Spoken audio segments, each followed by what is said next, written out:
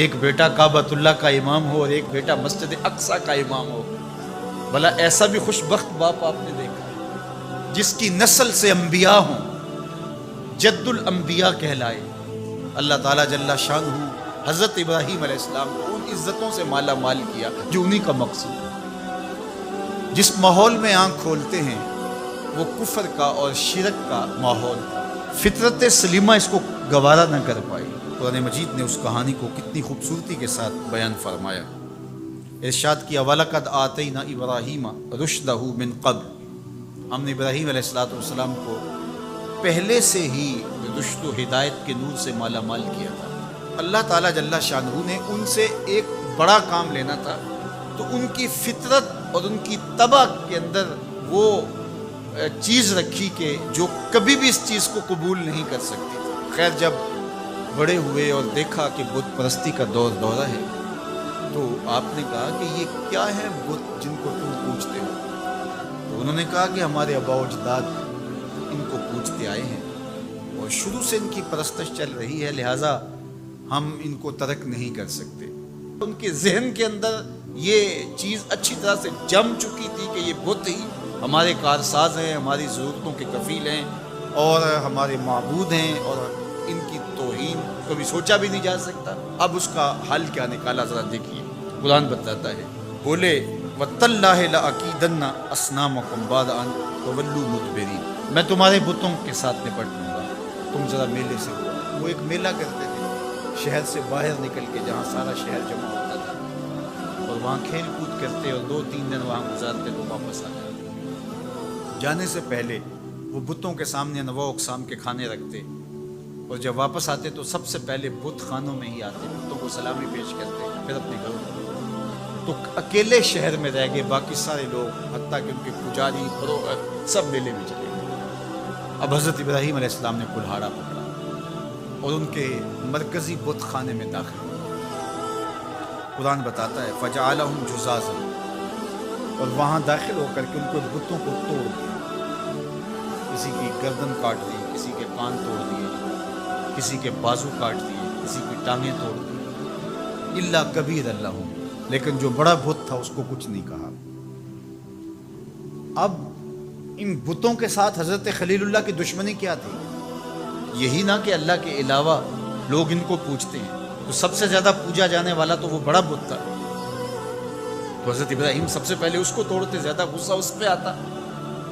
لیکن بعض اوقات ایسا ہوتا ہے کہ آپ اپنے غصے کو غالب کر لیتے ہیں اپنے مقصد سے۔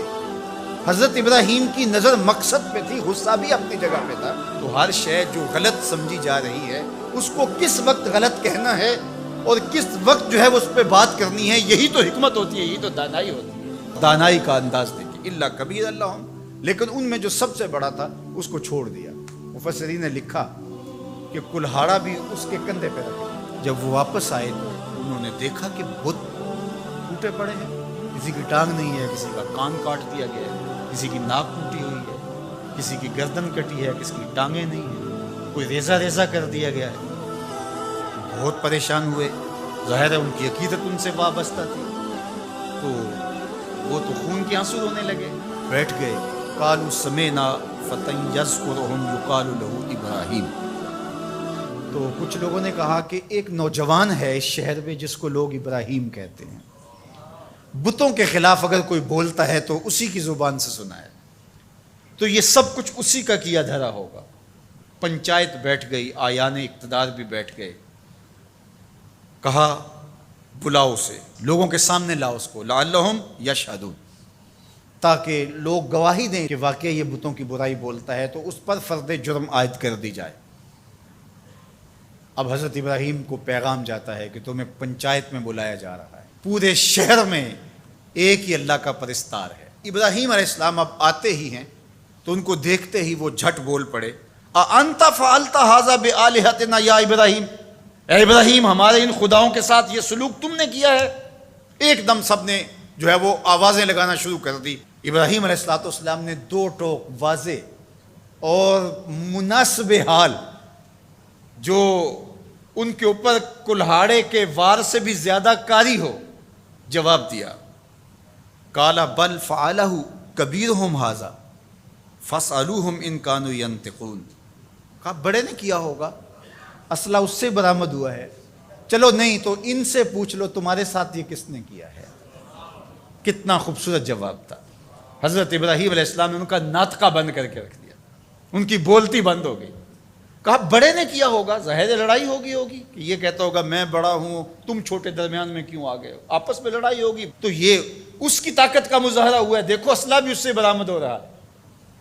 اچھا چلو یہ نہیں بولتا، تمہارے ڈر کی وجہ سے نہیں بول رہا تمہارا خدا، تمہارے ڈر کی وجہ سے تمہارا خدا نہیں بول رہا، تو جن کے ساتھ ظلم ہوا ان سے پوچھ لو کہ تمہارے ساتھ یہ سلوک کس نے کیا۔ ثم نکسوا علی رؤوسہم، پھر انہوں نے شرمندگی سے اپنے سروں کو اپنے گھٹنوں پہ رکھ لیا، آنکھوں میں آنکھیں ڈال کے بات نہیں کر رہے تھے، سر جھکے ہوئے تھے، نظریں جھکی ہوئی تھی۔ ان کے لفظوں کی لجاجت دیکھیے، اس سے ٹپکتی ہوئی مسکنت دیکھیے، لفظوں کے انداز سے ان کے اندر کی شکست و ریخت کا اندازہ کیجیے، ان کے اندر کی بے بسی دیکھیے اور ان کے اعتقاد کو کرچی کرچی ہوتے دیکھیے۔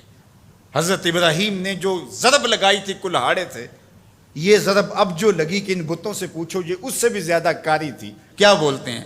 لَقَدْ عَلِمْتَ مَا هَؤُلَاءِ يَنْطِقُونَ، ابراہیم تو جانتا ہے یہ بولتے تو نہیں ہیں، تو جانتا ہے یہ بیچارے بولتے تو نہیں ہیں، یہ گونگے ہیں، یہ بہرے ہیں۔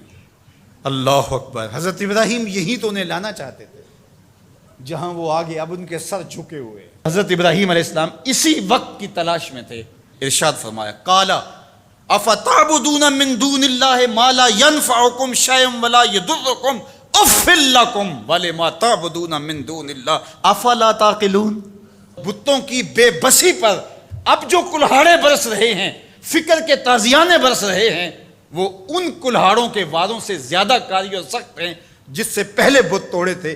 اب سنیے جناب ابراہیم کیا کہہ رہے ہیں، کیا تم اللہ کے علاوہ ان کو پوچھتے ہو ما لا ینفعکم شیئا ولا یضرکم، جو تمہیں کوئی نفع نہیں دے سکتے نہ تمہیں کوئی نقصان پہنچا سکتے، یعنی جو اپنے آپ کو بچا نہیں سکتے تمہیں کیسے بچا پائیں گے۔ آگے کہا اف لکم، ان لفظوں کی کاٹ دیکھیے، ان لفظوں کی اٹھان دیکھیے، اف لکم، افسوس ہے تمہارے اوپر، وَلِمَا تَعْبُدُونَ مِن دُونِ اللَّهِ، اور ان پر افسوس جن کو تم اللہ کے علاوہ پوچھتے ہو۔ افلا تعقلون، تمہارے اندر عقل نہیں ہے؟ ذرا سوچو کہ وہ جو اپنے آپ کو بچا نہ سکے وہ تمہیں کیسے بچا سکیں گے۔ اب سکوت مرگ طاری ہے، کوئی بولتا نہیں ہے۔ جب منطق اور دلیل خاموش ہو جائے تو پھر ایک ہی طریقہ ہوتا ہے، لگا دو پابندیاں، جسے جینے کا حق چھین لو۔ اب یہی ان کے پاس رہ گیا تھا، بولے انہیں جلا دو۔ بہت بڑی چیخا تیار ہو گئی، اب اس کے قریب جانے کی کسی کو ہمت نہیں، دور دور تک آگ کی تپش محسوس ہوتی ہے۔ پھر ایک منجنیق تیار کی گئی اور اس کے ایک پلڑے میں حضرت خلیل اللہ کو بٹھایا گیا۔ تو حضرت ابراہیم علیہ السلام جب آگ کی طرف بڑھ رہے ہیں تو آواز آتی ہے قلنا یا نارو کونی بردم و سلامن علی ابراہیم، اے آگ ابراہیم پر سلامتی کی ٹھنڈی ہو جائے، یعنی اتنی ٹھنڈی بھی نہ ہو جائے کہ میرے خلیل کو سردی لگنے لگ جائے۔ تو ابراہیم علیہ السلام نار نمرود میں چلے جاتے، کہتے 40 دن تک باہر جشن منایا جاتا رہا اور آگ برابر جلتی رہی اور اندر فردوس بری کی ہوائیں چلتی رہی۔ حضرت ابراہیم کے لیے وہ آگ گلزار بن چکی تھی۔ 40 دن کے بعد جب آگ بجھی تو حضرت ابراہیم ان دہکتے ہوئے کوئلوں سے یوں باہر نکل کے آئے جس طرح کوئی نازنین پھولوں پہ چل کے آتا ہے۔ محبت کا کیا خوبصورت اسلوب ہے۔